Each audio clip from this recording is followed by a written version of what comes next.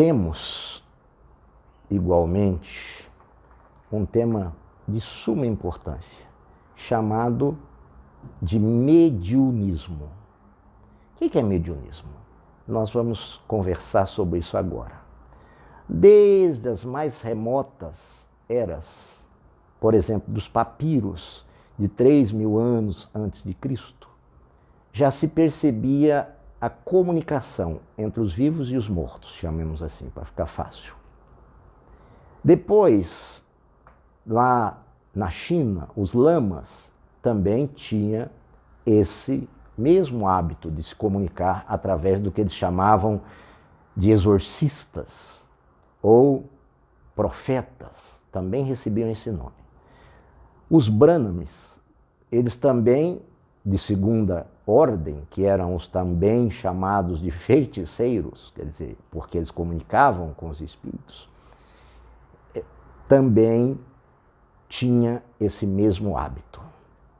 Por conta dessa frase feiticeiros, nós percebemos que Moisés, no Deuteronômio, ele proibiu no capítulo 18, versículos de 10 a 12, ele proibiu o intercâmbio entre vivos e mortos. Aí muitos dizem assim, não tem espírito. Mas se não tivesse, para que Moisés teria proibido? A gente só proíbe o que tem.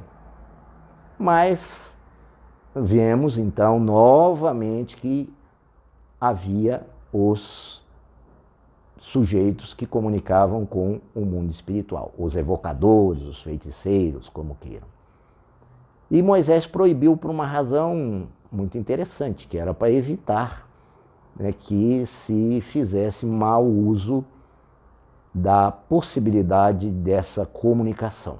Aliás, mau uso que nós temos até hoje, em muitos casos.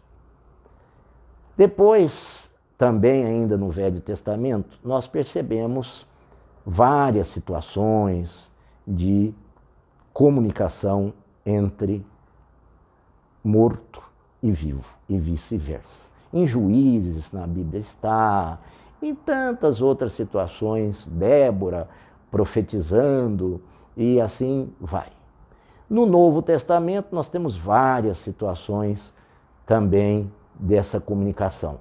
Inclusive Jesus, no Monte do Tabor, né, se está junto a ele, se materializam Elias e Moisés. E Jesus conversa com eles. Pedro chega até a perguntar se era preciso fazer uma tenda para cada um.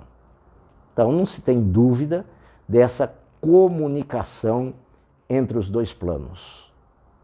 Depois nós podemos ter em mente que na Inquisição, as ditas bruxas e aqueles que se sentiam lesados, né, para a igreja, se sentiam eram perigosos para a igreja, eram hereges para a igreja, né, eram naturalmente levados à fogueira.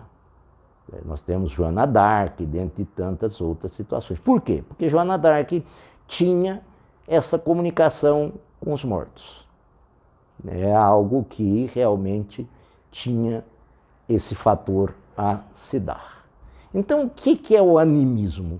O animismo é a comunicação entre os vivos e os mortos, ou entre os mortos e os vivos, tanto faz, mas que não tenha um respaldo, digamos assim, não esteja amparado em um estudo. É alguma coisa do gênero empírico, algo que não tenha um parâmetro seguro. Nós vimos isso muito ainda hoje, os, entre aspas, videntes, que em muitos casos são evidentes, que não tem ali a amparar aquele momento nada de experimental, de comprovação, de um amparo científico. Isso é mediunismo. Isso é uma faculdade mediúnica sendo usada, mas sem um estudo prévio. Qual a consequência disso? A consequência disso é que o mundo espiritual é muito sério. Então, a consequência de se ter uma comunicação com espíritos inferiores é muito grande. Se você não tem uma responsabilidade, não tem uma ética, não tem um estudo, não tem um preparo, você tem tudo para encontrar um espírito que eu costumo brincar, um espírito de porco, né? Nessa sua jornada de mediunismo. Então, é necessário que se faça um estudo prévio, que se saiba que esse intercâmbio é um intercâmbio que não pode ser levado na brincadeira, na diversão, na curiosidade. Quanto a gente via a brincadeira do copo e outras coisas, tudo isso é mediunismo e é de um grave perigo, porque pode realmente atrair para si espíritos atrasados que continuem a perseguir aqueles indivíduos, levando-os a situações deploráveis, as chamadas obsessões. Então, o animismo é uma porta, o mediunismo é uma porta aberta para a obsessão. Então, não é algo, digamos assim, sem um grave risco. É algo gravíssimo que tem que ser trabalhado, pensado, estudado, e porque assim como na Terra temos os delinquentes, no mundo espiritual também temos os delinquentes. E os delinquentes de lá têm um problema maior do que os daqui. Os de lá a gente não vê. Então é algo muito mais imprevisível para o ataque em relação a nós. Mediunismo é algo perigosíssimo. Um grande abraço, muito obrigado. O que dizer dos centros espíritas que só seguem a orientação dos mentores sem examinar conteúdo à luz da doutrina espírita? Resposta: constituem-se como núcleos onde proliferam o fanatismo, intolerância e preconceito.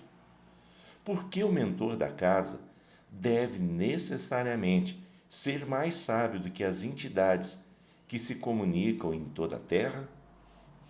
O princípio básico de comportamento doutrinário é a universalidade do ensino.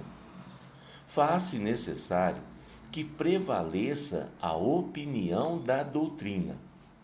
Sob esse enfoque, deve a mensagem, a comunicação, a orientação ser avaliada.